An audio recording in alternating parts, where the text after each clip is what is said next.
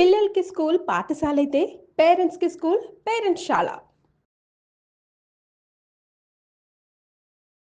నమస్తే రమగారు. నమస్తే జీ. రమగారు, భగవంతుడికి మనం ప్రతిరోజు పూజ చేసుకునేటప్పుడు ధూపం, దీపం, నైవేద్యం ఇవి ఒక వరుస క్రమంలో మాటలు కూడా అలానే వచ్చేస్తాయి. ధూపదీప నైవేద్యాలు సమర్పించుకుంటాం కదా. వీటి యొక్క ప్రత్యేకతలు ఏంటంటే కొన్ని సందర్భాల్లో కొన్ని చేయలేకపోతాం, కొన్ని చేయగలుగుతాం. ఏదో బాధ అనిపిస్తుంది, అమ్మో నేను ఈరోజు ధూపం వేయలేదు లేదా దీపం పెట్టలేదు, పోనీ నైవేద్యం పెట్టలేకపోయాను, ఏంటి ఎందుకు ఇట్లా అయిపోయింది, ఎందుకు చేయలేకపోయాను అట్లా అనిపిస్తూ ఉంటుంది కదా. ఖచ్చితంగా ప్రతిదీ పెట్టుకోవాలి, బట్ కుదరకపోతే ఏంటి పరిస్థితి? దండం పెట్టడమే శ్రద్ధగా. మామూలుగా షోడశోపచారాలు చెప్తాను జయ. 16 ఉపచారాలు చేస్తారు భగవంతుడికి.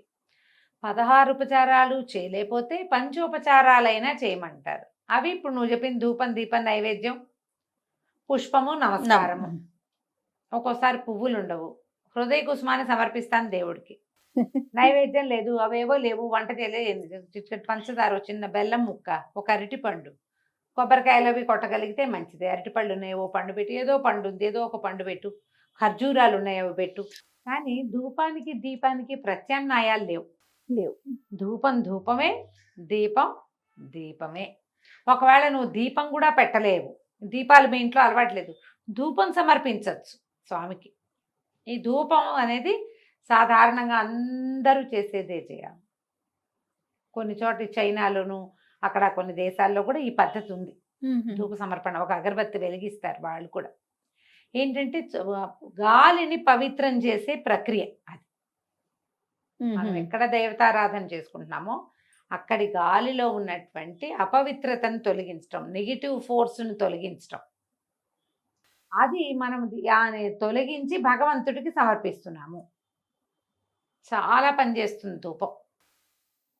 పొద్దున కూడా దీపారాధన చేసుకుంటారా, సాయంకాలం ఏం చేస్తారు, ఇళ్లల్లో ధూపం వేస్తాం. మనకి ఒట్టి దేవుడికే కాకుండా ఇంట్లో ఇళ్లల్లా ధూపాన్ని చూపించడం కూడా మన పద్ధతిగా ఉంటుంది.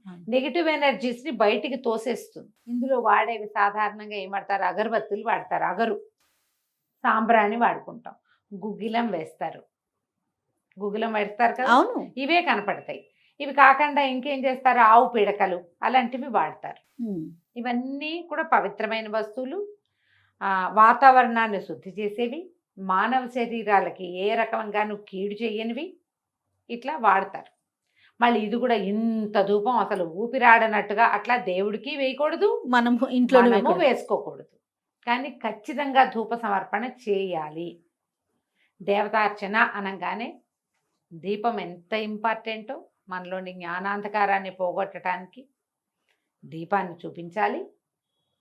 ఈ మనం ఉన్న వాతావరణాన్ని పవిత్రం చేయటం కోసం, నెగిటివ్ ఫోర్సెస్ని బయటికి పంపటం కోసం ధూపాన్ని కూడా చూపించాలి. అంటే అది అగరబత్తి అయినా పర్వాలేదు, లేదా అగరబత్తి అయినా పర్వాలేదు, సాంబ్రాణి అయినా పర్వాలేదు. ఆ సాంబ్రాణిని మీరు ఏ విధానంతో వేసుకుంటారో ఏదైనా పర్వాలేదు.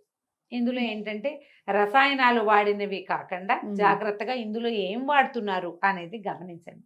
సేంద్రియ ఉత్పత్తులకి వెళ్ళండి. అగరబత్తుల్లో ఈ ఘాటైన ఫ్రాగ్రెన్స్ వచ్చేవి, ఏదో అద్భుతమైన వాసన వచ్చేది కాకుండా కొంచెం లైట్గా ఉండే పరిమళం కావాలి. ఇందులో ఇంకొకటి ఏముందంటే, ఈ గాలిలో ఒక సన్నని పరిమళం వల్ల మనకి ఫోకస్ పెరుగుతుంది, ధ్యానం బాగా కుదురుతుంది. మనం దేవతార్చన అంటే ఏం చేస్తాం, ఒట్టి పువ్వులే కాదుగా, ఏదో చదువుకుని ఏదైనా చదివి లేదా ధ్యానం చేసి మన మనసుని భగవంతుని పైన లగ్నం చేసే ప్రయత్నం చేస్తాం. ఆ ప్రయత్నానికి ఈ ధూపం సహాయం చేస్తుంది. ఓకే, గాల్లో ఒక సన్నటి పరిమళం అంతా అలుముకుంటుంది, నిదానంగా వెళ్తుంది, ఒక పవిత్రమైన భావన వస్తుంది. ఫోకస్ చేయడానికి ఇది ఉపయోగపడుతుంది. మళ్ళీ ఇందులో ఘాటైన వాసనలు అవి ఉన్నాయి అనుకో, అవి మనల్ని డిస్టర్బ్ చేయొచ్చు.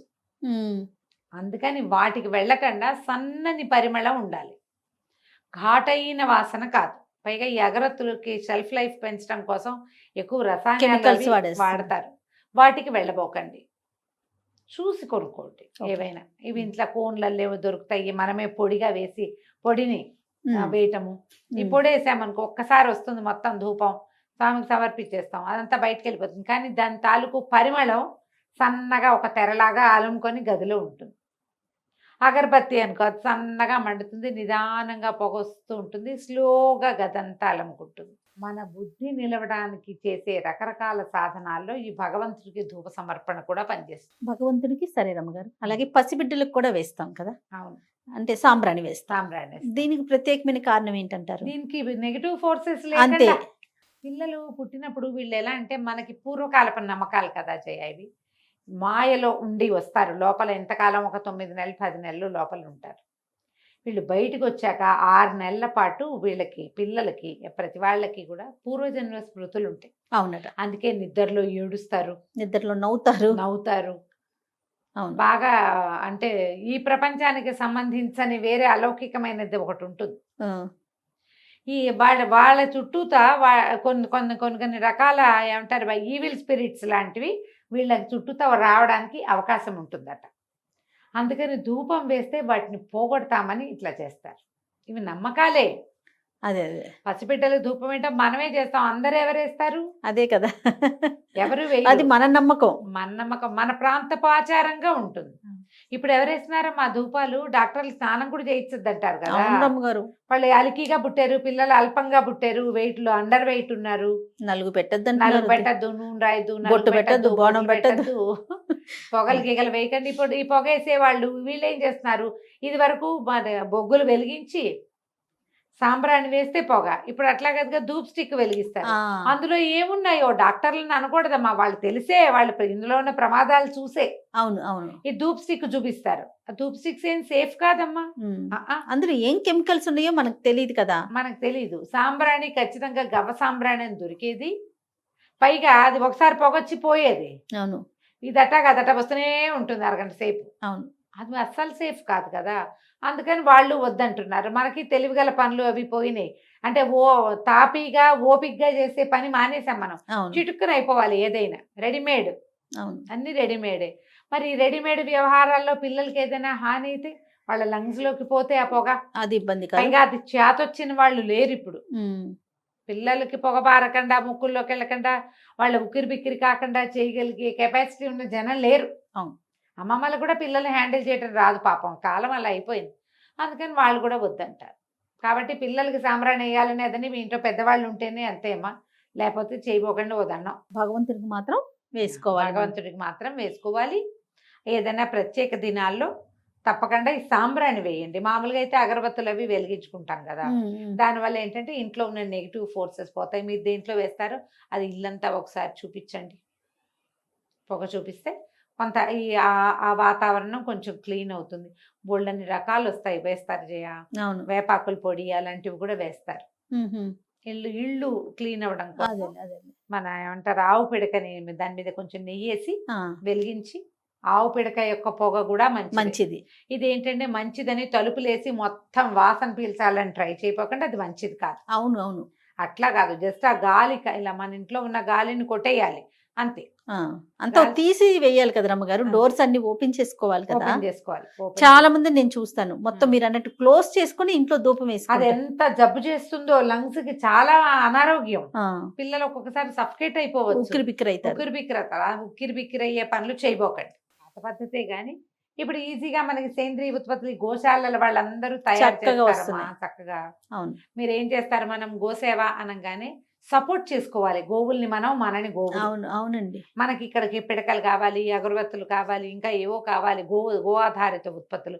మనం అవన్నీ గోశాలల నుంచి కొన్నామనుకోండి, ఈ డబ్బుతోటి గోశాలలు వృద్ధి అవుతాయి. వాటికి సేవ అదే, వాటికి ఆహారం అందుతుంది.